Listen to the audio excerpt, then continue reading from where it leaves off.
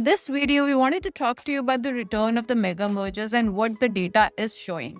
Now, corporate deal making has roared back in 2025 with 32 mega deals worth a combined $700 billion have been announced this year, and we are witnessing the most active merger and acquisition environment since post-pandemic surge of 2021. The drivers are familiar: record corporate profits, declining interest rates, and a more permissive regulatory climate.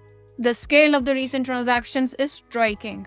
Union Pacific's $85 billion bid for Norfolk Southern represents the largest global takeover since the United Technologies Raytheon combination in 2019.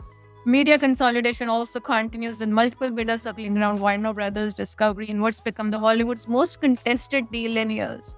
Meanwhile, Samsung Electronics has established a dedicated merger and acquisition unit backed by $74 billion in cash reserves, signaling its intent to acquire its way into the AI leadership. Given the present environment, let's also have a look at what history tells us.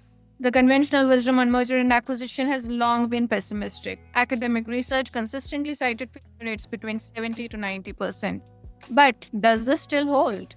An analysis of 117 completed mega deals announced between 2010 and 2020 reveals a more nuanced picture. In the 5 years following these transactions, median revenue and operating profit growth ran at 6% annually. Respectable, but not remarkable.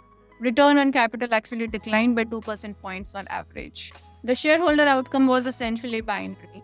Half of the acquirers outperformed their industry benchmarks, collectively generating $2.8 trillion in excess returns. The other half destroyed roughly equivalent value, underperforming by $2.9 trillion. The failure rate has improved from the dire historical estimates, but success essentially remains a coin flip. Research suggests serial acquirers have developed meaningful advantages.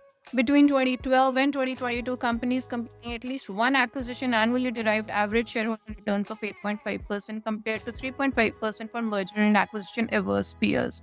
This gap was less than half as wide in the prior decade. Given this, what can be said about as to why the companies are getting better at deals? Several factors explain the improvement. Companies are conducting more rigorous due diligence, they're increasing targeting capability expansion and adjacent market entry rather than pure scale plays in existing businesses. And many have shifted towards multiple smaller transactions rather than a single large transformational bet.